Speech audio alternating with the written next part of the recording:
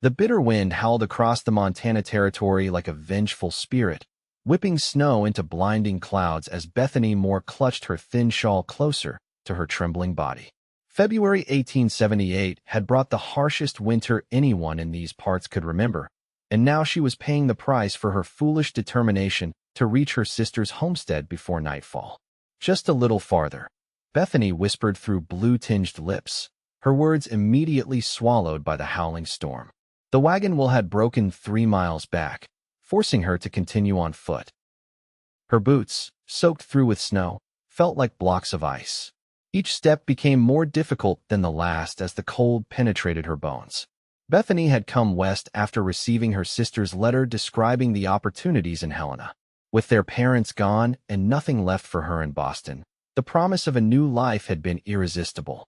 Now, as darkness fell and the temperature plummeted, she wondered if she'd made a fatal mistake. She stumbled, falling to her knees in the snow. Rising seemed impossible as the cold seeped deeper, bringing with it a treacherous drowsiness. Somewhere in her mind, she remembered reading that sleepiness in extreme cold was dangerous, deadly even, but the knowledge felt distant and unimportant compared to the overwhelming desire to rest. Just a moment, she murmured, her eyelids growing heavy. The sound came faintly at first, the rhythmic thudding of hooves against packed snow. Bethany forced her eyes open, squinting into the swirling white. A dark shape materialized from the storm, growing larger as it approached. "Hello," she tried to call out, but her voice was barely a whisper. The rider pulled his horse to a stop beside her. Through the haze of her fading consciousness, Bethany saw a tall figure dismount and crouch before her. Strong hands gripped her shoulders. "Madam? Madam, can you hear me?" His voice was deep, tinged with concern. "Please," she managed. The man acted quickly. He removed his heavy duster coat and wrapped it around her shivering form. The sudden warmth was so intense it almost hurt. Then he lifted her as if she weighed nothing, cradling her against his chest. "You're safe here," he said, his breath warm against her frozen cheek. "I've got you now." As consciousness slipped away, Bethany registered only the steady beat of his heart against her ear and the secure feeling of his arms around her.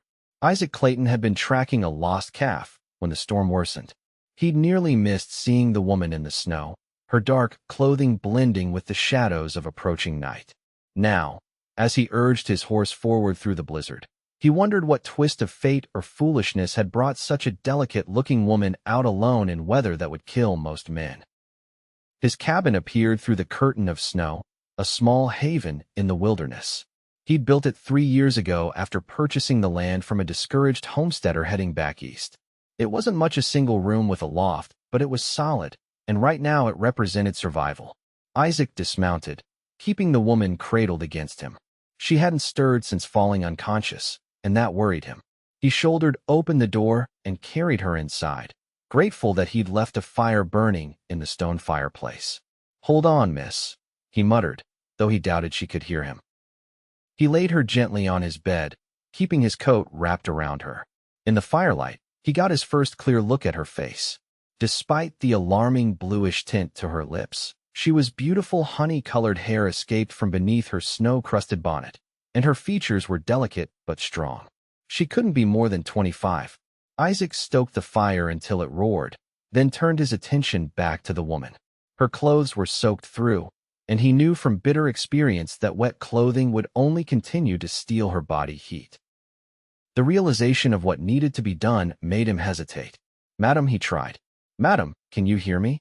No response. With a muttered prayer for forgiveness, Isaac began the uncomfortable task of removing her outer garments.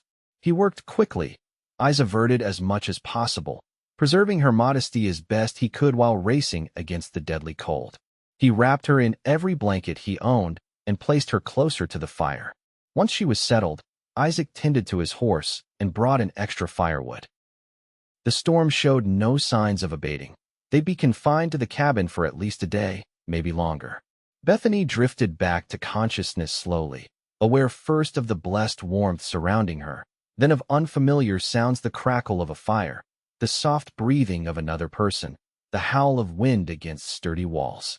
She opened her eyes to find herself in a small, neat cabin, wrapped in several woolen blankets. A man sat in a chair nearby, his large frame hunched forward as he cleaned a rifle. He hadn't noticed she was awake yet, giving Bethany a moment to observe him. He was younger than she'd expected, perhaps 30, with a strong profile and dark hair that curled slightly at the nape of his neck. His hands, moving with practiced efficiency over the weapon, were large but surprisingly graceful. When memory returned the storm, the cold, the stranger on horseback, Bethany gasped softly. The man's head snapped up, and she found herself pinned by intense blue eyes. Relief softened his expression. "You're awake," he said, setting aside the rifle and moving to kneel beside the bed. "How do you feel?" Bethany tried to speak, but her throat felt raw. She coughed and tried again. "Alive, thanks to you." He nodded, reaching for a cup on the nearby table. "Drink this. It's just water." She tried to sit up and realized with mortification that she was wearing only her undergarments beneath the blankets. Heat flooded her cheeks. The man seemed to read her thoughts. "Your clothes were soaked through. I had to. I tried to be respectful, madam." Bethany clutched the blankets tighter. "I understand. Thank you for saving my life, Mr. Clayton. Isaac Clayton." He helped her drink the water, his hands steady and sure. "And you are?" "Bethany Moore. I was traveling to Helena, to my sister's homestead." She glanced toward the window, where snow still swirled visibly. "My wagon lost a wheel several miles back." Isaac's eyebrows rose. "You walked in this weather? You're lucky to be alive, Miss Moore." "Mrs." she corrected automatically, then felt a pang at the reminder. "Though I suppose it's Miss again now. My husband died last spring." Something like sympathy flickered in Isaac's eyes. "I'm sorry for your loss." Bethany looked away, uncomfortable with his kindness. Patrick's death had left her with debts and painful memories in equal measure. His gambling had cost them everything, and his temper had left scars both visible and hidden. Coming west had been her chance to start fresh, to find the independence she'd never had. "Your sister's homestead," Isaac said, breaking the awkward silence. "Where exactly?" "Near Helena. She and her husband have a small ranch on Wolf Creek." Isaac frowned. "That's nearly 20 miles from here, and with this storm." He shook his head. "You'll have to stay until it passes. It isn't proper, but there's no alternative." Bethany couldn't argue. The storm continued to rage outside, and she was too weak to travel even if it cleared. "I'm grateful for your hospitality, Mr. Clayton." "Isaac," he corrected. "If we're to be snowed in together, we might as well use Christian names." "Isaac," she repeated softly. "Then you must call me Bethany." He nodded, then rose and moved to the small stove in the corner. "You should eat something. I've got stew warming." As Isaac ladled stew into a bowl, Bethany took the opportunity to examine the cabin more thoroughly. It was small but well built, with carefully fitted logs and a sturdy stone fireplace. A few books sat on a rough-hewn shelf, and a guitar leaned against one wall. Everything was remarkably tidy for a bachelor's dwelling. "Have you lived here long?" she asked as he handed her the bowl. 3 years. Isaac returned to his chair. "I came west after the war. Needed open spaces after." "Well, after." The hesitation told Bethany more than words could. Many men had returned from the conflict broken in ways that weren't always visible. "You have a nice home," she said, tasting the stew. It was surprisingly good, rich with meat and vegetables. "It serves its purpose." A small smile softened his features. "Though it's not often graced by company, especially not of the female variety." Bethany found herself smiling in return. "I imagine unexpected, half-frozen women aren't regular visitors." "No, can't say that they are." His chuckle was warm and genuine. "Usually just the occasional cowhand or trapper passing through." They fell into easy conversation as Bethany ate. Isaac told her about his small ranch, the 30 head of cattle he was building into a herd, and his hopes for the spring calving. Bethany shared stories of her journey west, careful to keep the conversation light and away from her past. By the time she finished eating, exhaustion was settling over her again. Isaac noticed her struggling to keep her eyes open and took the empty bowl. "Rest," he said gently. "You've been through an ordeal. We'll talk more when you've recovered your strength." Bethany wanted to protest that she was fine, but her body betrayed her with a massive yawn. "Perhaps a short nap," she conceded. As she drifted off to sleep, the last thing she saw was Isaac adding wood to the fire, his profile outlined in golden light. The storm lasted 3 days. By the second morning, Bethany was strong enough to sit up properly and wear one of Isaac's shirts, which hung comically large on her smaller frame. By the afternoon, she insisted on helping with meal preparation, unwilling to be merely a burden. "I can at least peel potatoes," she argued when Isaac tried to convince her to continue resting. "I'm not an invalid." He raised his hands in surrender. "Far be it from me to stand between a determined woman and a potato." Their laughter filled the small cabin, creating a warmth that had nothing to do with the fire. As they worked side by side, Bethany found herself studying his hands, strong and calloused, yet surprisingly gentle when passing her items or demonstrating how he preferred the vegetables cut. "Where did you learn to cook?" she asked as he expertly seasoned a rabbit he'd snared earlier. "Necessity," Isaac replied with a wry smile. "It was either learn or eat burned beans every night." "Well, you've mastered it better than many women I know. Don't tell the cowboys at the spring roundup. They'd never let me hear the end of it." That evening, after they'd eaten, Isaac retrieved the guitar Bethany had noticed earlier. "Do you mind?" he asked, fingers hovering over the strings. "Please," she encouraged, settling more comfortably in her chair. Isaac began to play, and Bethany was surprised by his skill. The melody was melancholy but beautiful, his fingers moving confidently across the strings. When he began to sing, his deep voice filling the cabin with a folk song about a soldier returning home, Bethany felt an unexpected tightness in her throat. "That was beautiful," she said when he finished. Isaac looked almost embarrassed. "Just something I learned years ago. Music passes the time on long winter nights." "You have a gift." Bethany hesitated, then added, "You mentioned the war earlier. Were you a soldier?" His expression shuddered slightly. "Cavalry. Enlisted when I was 18, spent 4 years fighting. Saw things I wish I could forget. I'm sorry. I shouldn't have pride." "No," Isaac said, setting aside the guitar. "It's all right. It's part of who I am, for better or worse." He stared into the fire. "I lost my brother at Gettysburg. After that, home didn't feel like home anymore. That's why I came west to find something new, something untouched." The vulnerability in his admission touched Bethany deeply. "I understand seeking a fresh start," she said softly. Isaac looked up, a question in his eyes. "My husband," she explained, finding herself wanting to share with this man who had saved her life. "He wasn't kind. When he died, I was both grieving and relieved, which is a terrible burden to carry." "Not terrible," Isaac countered gently. "Honest." In the firelight, with the storm raging outside, they shared their stories. Isaac spoke of the nightmares that still plagued him, of building this cabin with his own hands as a way to create rather than destroy. Bethany told him about Patrick's gambling and drinking, how his charming exterior had hidden a cruel nature, and how she'd learned to walk carefully through her own home. "Is that why you came west?" Isaac asked. "To escape those memories?" "Partly," Bethany admitted, "but also to find something I've never really had: independence. My sister wrote about women out here teaching schools, running businesses. It sounded like freedom." Isaac nodded thoughtfully. "The territory needs good people willing to work hard. Men or women." The conversation continued late into the night, their voices growing softer as fatigue settled over them. Eventually, Bethany's eyes grew heavy again. "You should take the bed," Isaac said, noticing her exhaustion. "I can't put you out of your bed again. The floor suits me fine. I've slept on worse." Bethany wanted to argue further, but was too tired. "Thank you, Isaac, for everything. Sleep well, Bethany." On the third day, the storm finally broke. Brilliant sunshine reflected off the pristine snow, creating a dazzling landscape outside the cabin windows.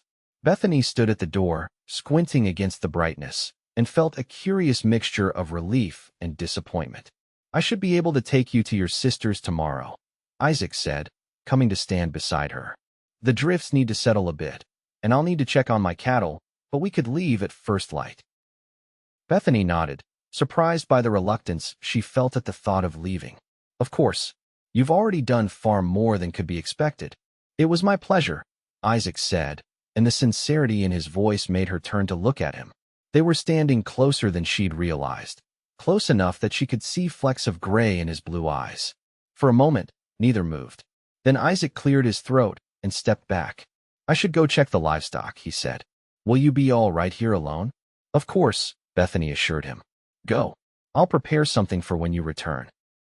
After Isaac left, Bethany busied herself with domestic tasks, finding comfort in the routine.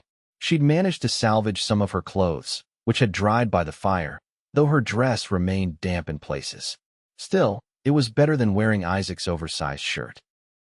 She explored the cabin more thoroughly, noting small details she hadn't initially noticed: a daguerreotype of a young man in uniform who bore a striking resemblance to Isaac, his brother, she assumed, a small collection of well-worn books ranging from practical manuals to poetry, and a wooden carving of a horse that showed considerable skill.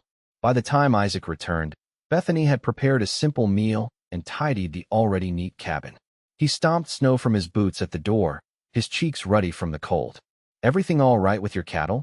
she asked, taking his coat. "Lost 2 to the cold, but the rest are huddled in the lee of the ridge, as expected." He rubbed his hands together to warm them.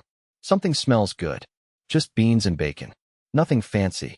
Fancy isn't necessary when you're hungry." They ate together, their conversation flowing easily. Bethany realized with some surprise that she felt more comfortable with this man she'd known for 3 days than she ever had with Patrick during their 5 years of marriage. After the meal, Isaac surprised her by producing a deck of cards. "Care for a game?" "Nothing serious, just to pass the time."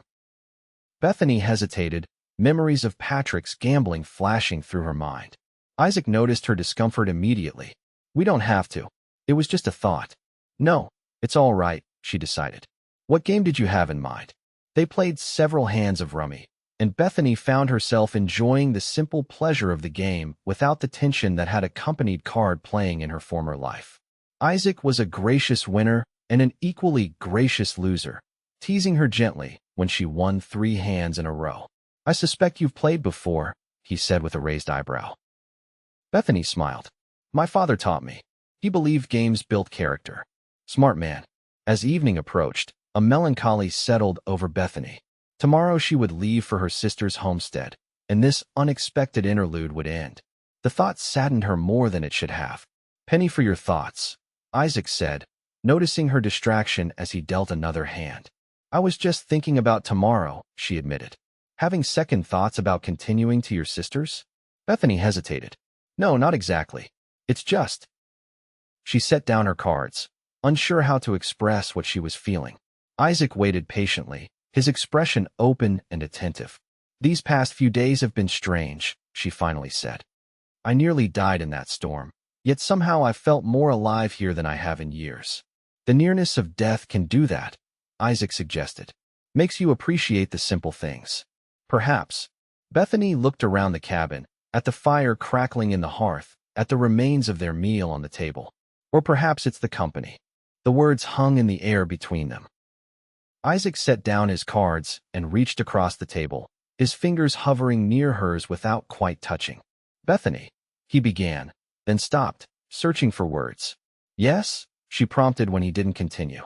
"I know we've only just met, and this may seem forward, but—" He took a breath. "Would you consider staying? Not permanently, necessarily. Just a little longer." The question surprised her, though perhaps it shouldn't have. There had been something growing between them, something neither had acknowledged directly. "Why?" she asked softly, needing to hear his reasons. Isaac met her gaze directly. "Because I enjoy your company. Because the cabin feels different with you in it better. Because I'd like the chance to know you better, outside the circumstances that brought you here." His honesty disarmed her. After Patrick's smooth lies and manipulations, Isaac's straightforward words were refreshing. "I should still go to my sister's," Bethany said slowly. "She's expecting me, and she'll be worried." Disappointment flickered across Isaac's face, but he nodded. "Of course, I understand. But," she continued, "perhaps I could return to visit. If that would be welcome." The smile that broke across his face was like the sun emerging from clouds. More than welcome. That night, as Bethany lay in Isaac's bed while he slept on the floor nearby, she found herself imagining what it might be like to stay. She'd come west seeking independence, not attachment to another man. Yet Isaac was different from any man she'd known, respectful of her thoughts and opinions, capable but not controlling, strong without being threatening. Sleep eluded her as she listened to his steady breathing in the darkness. Morning came too quickly. They prepared for the journey in companionable silence, both aware that something significant hung unspoken between them. Isaac had saddled his horse and rigged a makeshift pillion for Bethany to ride behind him. As they were about to depart, Bethany paused at the cabin door, looking back at the simple room that had been her sanctuary. "Ready?" Isaac asked, holding the horse's reins. Bethany nodded, but made no move toward the horse. "Isaac." He waited, his expression patient. "I need to ask you something," she said. "When you found me in the snow, you could have left me at the nearest settlement or with the first family we came across. Why did you bring me to your home?" The question seemed to surprise him. "There wasn't anyone closer than my cabin," he said. "You needed warmth and shelter immediately. And afterward, you could have taken me to town once the storm cleared enough." Isaac considered this. "I suppose I could have," he acknowledged. "But you were recovering, and He hesitated. "I wanted to make sure you were truly well before you continued your journey." It wasn't the whole truth, and they both knew it. "Isaac," Bethany said softly, "I don't want to misunderstand what's happening here." He took a step closer to her. "What do you think is happening?" "I think," she said carefully, "that we've found something unexpected in each other. Something that feels significant." Isaac nodded slowly. "Yes. I'm not looking to replace one marriage with another," Bethany continued, needing him to understand. "I came west to find independence, to discover who I am when I'm not defined by a husband." "I would never want to take that from you," Isaac said earnestly. "Whatever this is between us, it shouldn't diminish you. It should give you more freedom, not less." His words touched something deep within her. Patrick had systematically narrowed her world, isolating her from friends and family, controlling her every movement. The idea that a relationship could expand rather than contract her life was novel and compelling. "I need time," she said finally. "Time is something I can give," Isaac replied. "I've waited years to find someone who makes me feel the way you do. I can wait a little longer."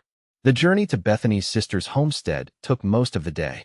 Riding behind Isaac, her arms around his waist for balance, Bethany was acutely aware of his strength and the strange intimacy of their position.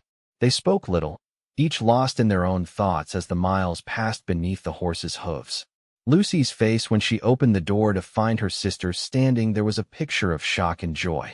"Bethany, oh my God, we thought," she broke off, looking past Bethany to Isaac, who hung back respectfully. "Who's this?" "Lucy, this is Isaac Clayton. He saved my life during the blizzard." Bethany made the introduction, watching her sister's expression shift from surprise to curiosity. "Mr. Clayton," Lucy said warmly, "you must come in. It seems we owe you a great debt." Isaac removed his hat. "No debt, madam. Anyone would have done the same." Lucy's husband, Thomas, was equally welcoming, insisting that Isaac stay for dinner and the night before making the long ride back to his ranch. As they gathered around the table, Bethany observed Isaac interacting with her family. He was polite but not stiff, engaging Thomas in conversation about cattle prices and listening attentively to Lucy's stories about their life in the territory. "How exactly did you find my sister?" Lucy asked over coffee and pie. Isaac glanced at Bethany before answering. "Pure chance, really. I was checking on a stray calf and nearly rode past her in the snow. If she hadn't moved when she did, I might have missed her entirely." "Providence," Lucy declared firmly. "The Lord put you in that place at that moment." Later, as Lucy showed Isaac to the spare room, Bethany and Thomas remained at the table. "He seems like a good man," Thomas observed quietly. Bethany nodded. "He is. And there's something between you." "It wasn't a question." "Perhaps," Bethany admitted. "It's complicated." Thomas nodded thoughtfully. "Life out here is hard, Bethany. Harder than back east in many ways. But there's a freedom to it, too. A chance to define yourself by your own terms." He smiled gently. "Just something to consider."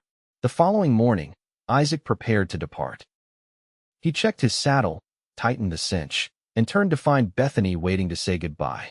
"Thank you for bringing me safely to my sister," she said formally, aware of Lucy watching from the porch. "It was my pleasure." Isaac hesitated, then added in a lower voice, "I meant what I said, Bethany. I'll wait, however long you need." She nodded, feeling a lump form in her throat. "I'll write to you." "I'd like that." He mounted his horse, settling into the saddle with the ease of long practice. "Good day, Miss Moore." "Good day, Mr. Clayton." As she watched him ride away, Bethany felt as though something essential was leaving with him. It took all her willpower not to call him back. Spring came to the Montana Territory, bringing with it new life and possibilities. Bethany settled into life at her sister's homestead, helping with chores and learning the rhythms of frontier life. She began teaching the children of nearby homesteaders, finding satisfaction in the work and the independence it provided. And she wrote to Isaac. Weekly letters that started formally but gradually grew more personal, sharing her thoughts, her hopes, her fears. His replies came regularly, his handwriting strong and clear, telling her about the spring calving, the repairs to his cabin, the books he was reading during quiet evenings. In April, he invited her to visit. "The wildflowers are blooming in the meadow beyond my cabin," he wrote. "I think you might enjoy seeing them. Your sister and brother-in-law would be welcome as well, of course." Bethany read the letter multiple times, tracing her fingers over his signature. She'd been waiting for this invitation, both hoping for it and fearing it. The feelings that had begun in those storm-bound days had only deepened through their correspondence. "You should go," Lucy said when Bethany shared the invitation. "Thomas and I can manage here. Alone? It wouldn't be proper." Lucy smiled knowingly. "Since when have you been overly concerned with what's proper? Besides, you spent 3 days alone with the man already. That was different. I was half dead and had no choice. And now you do have a choice." Lucy took her sister's hands. "What do you want, Bethany?" Truly, the question hung in the air between them. "I want," Bethany began, then stopped, gathering her courage. "I want to see if what I felt during those days was real, or just a product of the circumstances. Then go find out." 2 days later, Thomas drove Bethany to Isaac's ranch in their wagon. As they approached the now familiar cabin, Bethany's heart raced. Isaac must have heard the wagon coming. He stepped outside as they drew near. The sight of him tall and solid against the backdrop of the mountains, his face breaking into a wide smile when he saw her, confirmed what Bethany had suspected. What she had felt wasn't just gratitude or the intimacy forced by their situation. It was something deeper, something real. Thomas didn't stay long, just enough time for a cup of coffee and some conversation before heading back. As his wagon disappeared down the trail, Bethany and Isaac stood facing each other in front of the cabin. "I wasn't sure you'd come," Isaac admitted. "Neither was I," Bethany replied honestly. "But I needed to see you again. To be sure." "Sure of what?" "Of what I feel." She took a deep breath. "When I came west, I was determined to find independence, to never again tie myself to a man who would control or diminish me." Isaac nodded, waiting for her to continue. "But then I met you," she went on, "and I realized that perhaps there's a difference between dependence and connection. That maybe two people can join their lives without either having to become less." Hope flickered in Isaac's eyes. "And what have you decided?" Bethany stepped closer to him. "I've decided that I want to find out if we could build something together. Something equal, something strong." The smile that spread across Isaac's face was radiant. "I'd like nothing better." He reached for her hand, and she gave it willingly. As their fingers intertwined, Bethany felt a sense of rightness, of coming home in a way she'd never experienced before.